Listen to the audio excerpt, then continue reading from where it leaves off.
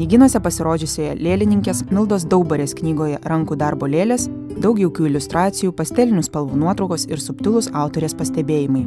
Galbūt tai labiau meno kūrinys negu lėlių gamybos pradžiamokslis. Čia yra vadovėlis ir tos teorijos yra labai nesausos, aš taip tikiuosi.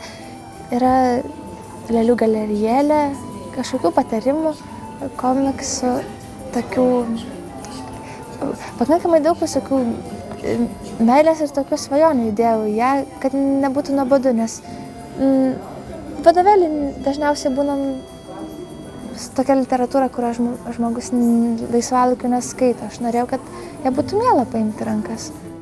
Milda Daubarė pasakojo, jog pradžioje buvo sodą primenantis interneto puslapis, kuriame gyveno menininkės kuriamos figūrėlės, o po keliarių metų nuspręsta šią idėją perkelti į knygos puslapius.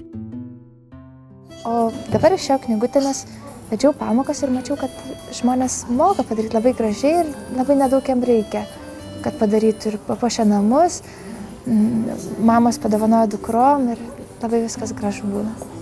Turite medžiagų atraižų, įvairių nėrinių ar sagų, o gal senų užuolaidų fragmentų? Tuomet belieka pasigauti įkvėpimą ir pasigaminti rankų darbo lėlę. Kaip tvirtina autorė, tai nebrangu ir nesudėtinga. O taip gerai, jeigu prieš darant lėlę, taip jau jauti, ką tu čia nori padaryti. Čia neturi būti viskas didinga, kad tiesiog jauti spalvą ir to pilnai užtenka.